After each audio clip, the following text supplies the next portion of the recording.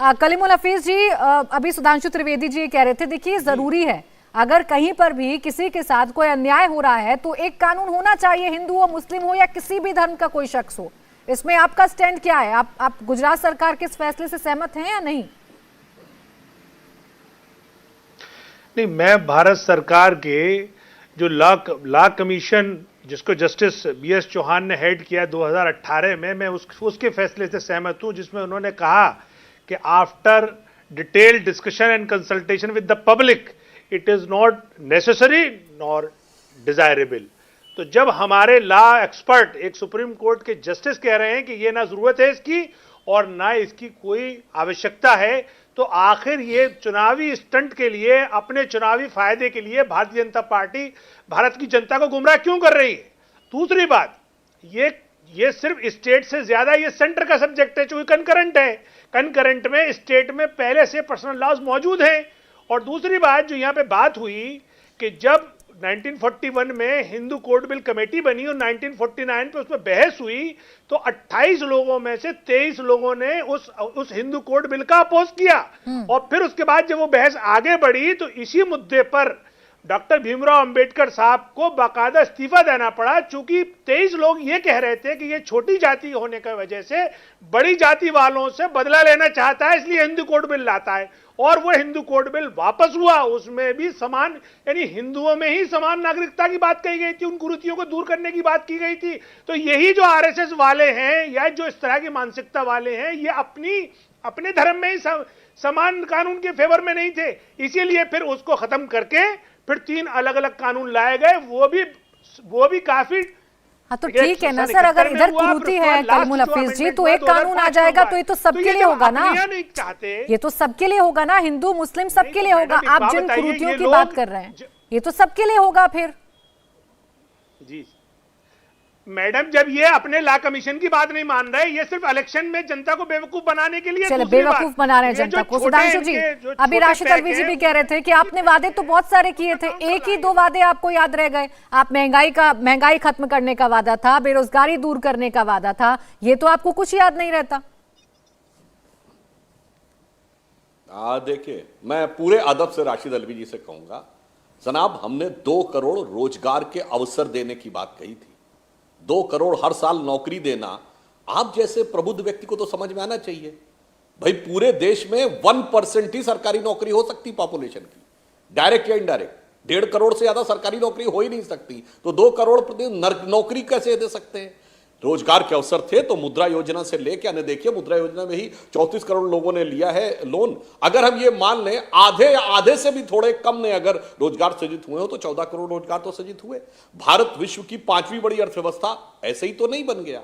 और मैं दूसरी बात कहना चाहता हूं, बेरोजगारी का जो इंडेक्स सीएमआई का डाटा, जिसको लेकर आप ही के लोग फरवरी के महीने से लेकर अगस्त तक हमारे ऊपर अटैक करते रहे कि 8.5% है, जो पिछले कुछ वर्षों में सबसे ज्यादा है। सच है, सितंबर में उसी सीएमआई ने कहा 6.4% आ गया, जो 2018 के बाद सबसे बेहतर। अब उसके बाद आप आइए, महंगाई आज भी 6.7% है, जो आप लोग छोड़ गए थे उसकी आधी, यानी 2013-14 की आधी। और तो और हम क्या कहें, रसिया के पुतन को समझ में, पुतिन साहब को समझ में आ गया, मगर आपके पुतन भैया को नहीं समझ में आ रहा है। वो कह रहे हैं भारत अर्थव्यवस्था को बहुत अच्छे ढंग से मोदी जी के नेतृत्व में डील कर रहा है, तो रशिया के पुतिन समझ रहे हैं, आपके पुतन भैया नहीं समझ पा रहे हैं। तो इसमें मुझे लगता है जनता का दोष नहीं है, आपको अपने पार्टी के चिर युवा को आप जैसे प्रबुद्ध लोग समझाएं तो बेहतर समझ में आएगा। दूसरा, मैं विनम्रता से पूछता हूं, कहीं हमने लिखा हो कि 15 लाख रुपए वापस आ जाएंगे, तो बताइए ये हमने मैनिफेस्टो में लिखा था क्या? दूसरा मैं पूछना चाहता हूं, जो आप मोदी जी के स्टेटमेंट की बात बता रहे हैं, मैं प्रमाण से बोल रहा हूं, यह बोला गया था स्टेटमेंट किस संदर्भ में और क्या था? यह रामलीला मैदान की रैली जनवरी 2015 जब दिल्ली का चुनाव हो रहा था, चूंकि पेट्रोल की कीमतें नियंत्रित हो रही थी और यह कहा कि जो हमने वादा किया था वो पूरा कर रहे हैं, तो मोदी जी ने व्यंग करते हुए कहा था, अब बताइए इसका लोग ये कह के मजाक उड़ाते हैं कि इनकी तो किस्मत अच्छी है कि इनकी सरकार आने के बाद दाम कम हो गए तो इसलिए दाम कम होने लगे, यह उन्होंने कहा था। रही बात 100 दिन के अंदर महंगाई कम करने की बात, हमने नहीं, 2009 में आपने कही थी, और 1 साल के बाद महंगाई डायन खाए जाते। राशिद अलवी जी, सुधांशु त्रिवेदी जी कह रहे हैं जो लिखा मैनिफेस्टो में वो हमने कंप्लीट किया, लेकिन हम कुछ करते हैं तो आपको लगता है किस्मत से हो गया।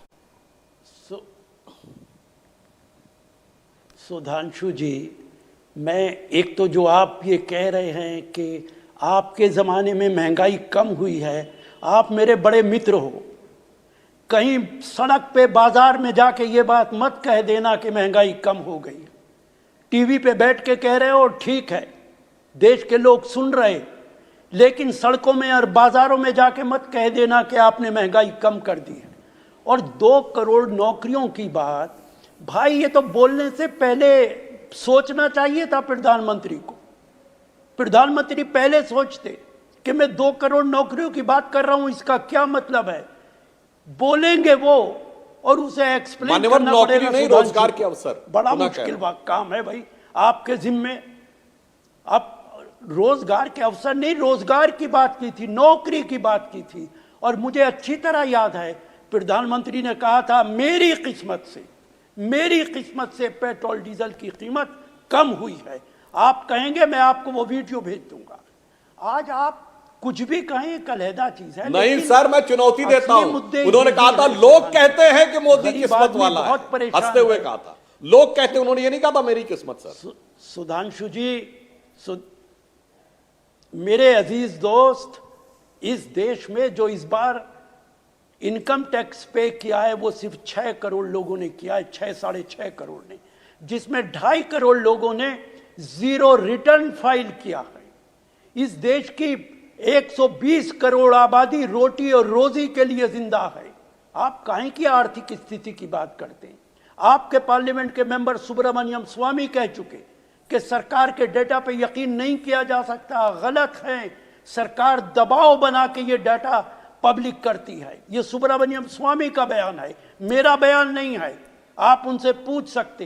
तो ये डाटा देने की कोशिश मत कीजिए।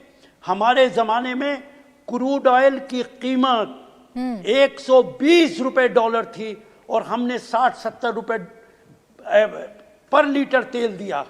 आपके जमाने में आज कितनी है? 80 और 85 लेकिन डॉलर। राशिद जी, अगर महंगाई दर को कंपेयर करें तो जिस महंगाई दर पर आपने छोड़ा था उससे तो कम है इस बार, और इसी को कोट करती है भारतीय जनता पार्टी कि कितना मुश्किल समय आया, कोरोना में सब कुछ ठप हो गया, फिर भी हमने महंगाई दर को बहुत बढ़ने नहीं दिया।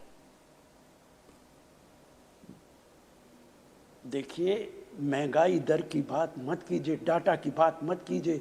दाल की कीमत दुगनी हो गई है, आटा खरीदना मुश्किल हो गया है, पेट्रोल डीजल की कीमत आसमान पे चली गई है। कौन सी चीज है जो इस देश के अंदर सस्ती हो गई है? और आपने कोविड का जिक्र अच्छा कर दिया। इनकी सरकार की कॉम्पिटेंस है, गंगा और यमुना के पानी के अंदर लाशें बहती फिरी हैं। गंगा के अंदर ऐसा हाल कभी नहीं हुआ कोविड के जमाने में। दिल्ली के अंदर फोन उठाते हुए डर लगता था कि न जाने किसकी मौत की खबर आ जाएगी।